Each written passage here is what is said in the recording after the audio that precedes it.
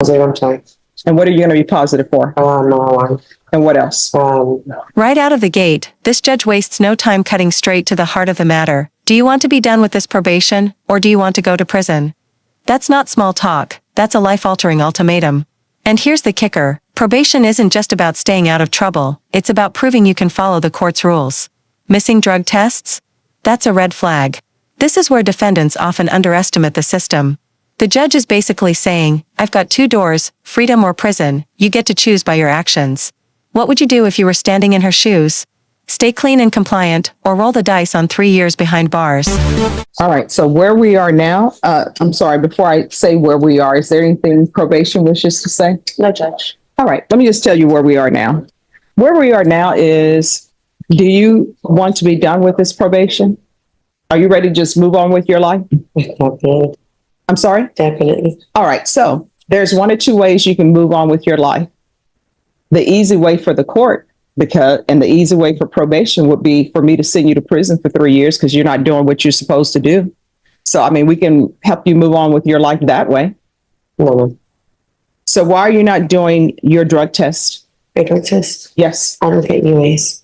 No, you have not submitted to drug testing. You're gonna submit to drug testing today. Okay. You understand? My PO hasn't. Well, I'm telling you, you're going to submit to drug testing today. If you do not, a warrant will be issued for your arrest. Do you understand? Yes, ma'am.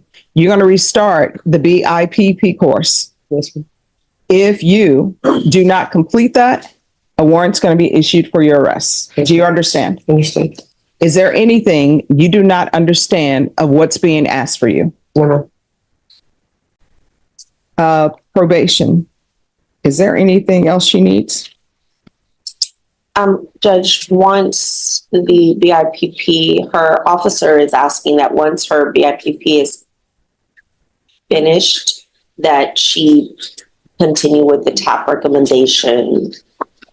The TAP recommended dual diagnosis outpatient treatment, monthly drug testing, and AA/NA meetings when necessary. All right, this is what you're going to do. There's going to be a UA today. Just one moment. And what's going to be the results of that UA? It will be negative. We're positive, I'm sorry. And what are you going to be positive for? Marijuana. And what else? No. All right. So this is why you've been falling off. You said marijuana and what? And meth. Yes, right. That's not okay. All right. How often are you using? Not often at all. What does that mean? I have really bad anxiety, so Here's the dramatic turning point. She admits to marijuana use, but then meth creeps into the conversation. Notice how the judge locks in on the meth confession. Why? Because unlike marijuana, meth use can't be brushed off as casual or once in a while. It's a high-risk, addictive substance, and the court knows it. Then comes the emotional gut punch. The defendant has 2 children, 17 and 7, living at home. This is where courtroom drama meets real-life stakes. The judge isn't just weighing probation violations, she's calculating what happens if this mother ends up in prison. Who steps in for those kids? The brother? The mom? Or could CPS get involved? Let me ask you, do you think the judge is being too tough here, or just tough enough considering the bigger picture? So I will smoke maybe once in a blue moon. Okay, meth doesn't help with anxiety. I know it doesn't. So To stay awake, to be able to function, but it's not. my question is, everyone please whisper. So here's the thing. We are past the point of excuses, right? I am trying to figure out what's going on in your life Yes, ma'am. so I can potentially get the help you need Yes, so you won't be going to prison. Yes, ma'am. So there's no excuse for using meth. No. You understand? So my question to you is, how often are you using? Not really. I just did maybe 2 or 3 days ago, and marijuana, I do use it frequently. All right. So your meth, that hasn't been 2 or 3 days ago, because if it was 2, 3 days ago, you wouldn't end up being positive for it. I'm not too sure if it comes out of your system or not. That's why I would be honest. And what are the ages of your children? 17 and 7. And where are they right now? They're at home with my brother. He's watching them.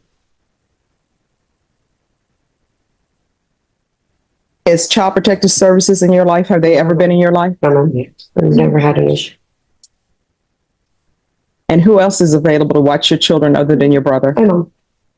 All right, is your mom in the home? Yes, ma'am. So why didn't you lead with that? My mom works with CPS Energy, so sometimes she works from home and sometimes she has to go to the office. So today she had to go to the office. All right, there's going to be a UA today, and you're going to do that UA by what time? Probation. 3:00, Judge. All right, by 3 p.m. I'm going to want her tested for levels. And what else are you doing or not doing with your life? Well, How do you spend your day? I'm currently working. All right. And when I'm off, I'm with my son right now at summer. My daughter has a job, so my daughter works. So it's just me and my 7-year-old. Oh, and is your daughter the 17-year-old? Yes. And who all lives in the house? My mom, my dad, myself, my children, and my brother. All right. So probation, I'm going to want a field visit 1 time per month for 3 months.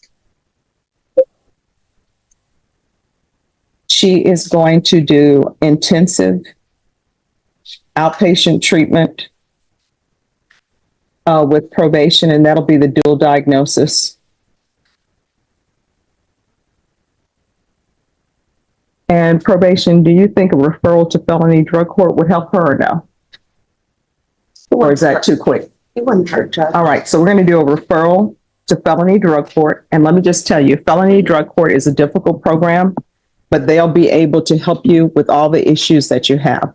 You have a mental health issue, they'll be able to help you with that. The BIPP course that you're supposed to be doing and the parenting classes that I'm going to order for you, they're going to help you with that. Do you understand? Yes, ma'am. So you need to go over there and be 100% honest with them. Yes. And if you miss your appointment with them, a warrant could be issued for your arrest. Do you understand? I understand. So we're going to do a referral to felony drug court. We're going to do 120 sober meetings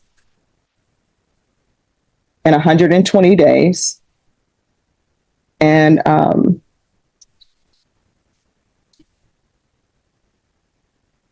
she's going to restart BIPP. And I'm going to order parenting classes. And once you complete those parenting classes, her community service hours will be deemed satisfied. Yes, Judge. How far did you go in school? 12th grade. I wasn't able to graduate because I wasn't able to pass my tax test at the time. Okay. Science and math. All right. So what do you want to do with the rest of your life as far as employment wise? What's your dream job? To supervise where I used to. I'm sorry, what? To supervise where I used to. Okay, supervise where? Loan companies. Broadway Finance, Midwest Finance, and loan. I used to work in field collections. All right, so what are you doing to make yourself indispensable to somebody who needs you in finance? Unfortunately, I can't get a job anymore. Okay, what did she say? Unfortunately, she can't get a job anymore because of her felony With that field. with that field. All right, so then what's plan B? You got to have a plan A, a plan B, a C, and sometimes a D and an E. So what's your second plan? Oh, it's customer service. That's what I know. Right now, I manage a laundromat. Okay. All right. So are you taking any classes? Sometimes at the college, they give free classes or they give classes with minimum fees to help people who are trying to improve themselves in their business. Because at some point, there are some occupations that I think are going to be done away with because of computers. Mm-hmm. For example, when I was growing up, they used to have full service at the gas station. Somebody would come out, pump your gas, and you didn't even have to pay extra. They would clean your windows. They would check your oil, tap it off if it needed to be tapped off. Then they stopped doing that. And now at the grocery stores, they're doing all that self-checkout to eliminate cashiers. Mm-hmm. So you need to figure out if where you work, if for some point in time they were to say, you know what? We don't need anybody working here. All we need is somebody to get the money from the machines. You need to figure out how can you make yourself indispensable.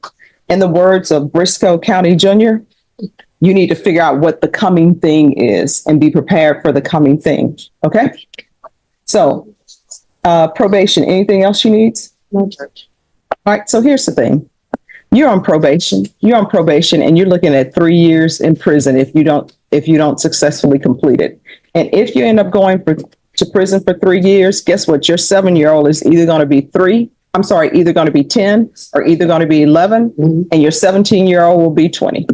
Those are formative years that you will have missed. You're going to need to be clean and sober. If you have mental health issues, we're here to help you with that. Do you understand? And don't come to court positive. But I appreciate your honesty. But don't walk into a court positive when you're here for a compliance hearing. You understand? Yes, ma'am. So they're going to do a referral for you for felony drug court. You let felony drug court know that you want to be in the program. It's hard, but if you successfully complete it and you really work that program, you're going to see great benefits and you're going to see great improvements in your life. You understand? Yes, ma'am.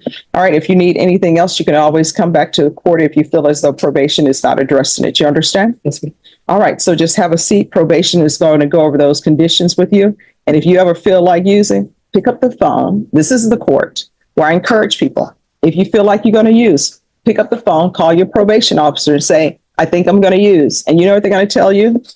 All right, we're going to get you into a sober support meeting, or we're going to do this. The number one thing is not going to be, we're going to file a motion to revoke, because I want you to be clean and sober and healthy. And I want you to successfully complete this. All right. Thank you. All right. Good luck to you. So here's the bottom line. Instead of pulling the trigger on a 3-year prison sentence, the judge takes a more rehabilitative path. Felony drug court, 120 sober meetings in 120 days, parenting classes, outpatient treatment, the works. This isn't a free pass. It's a second chance with heavy strings attached. If she succeeds, she keeps her freedom and her family. If she fails, prison is waiting.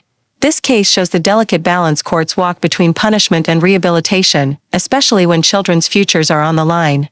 If you found this case as shocking as we did, make sure to hit that like button, share your thoughts in the comments, and don't forget to subscribe for more jaw-dropping courtroom breakdowns.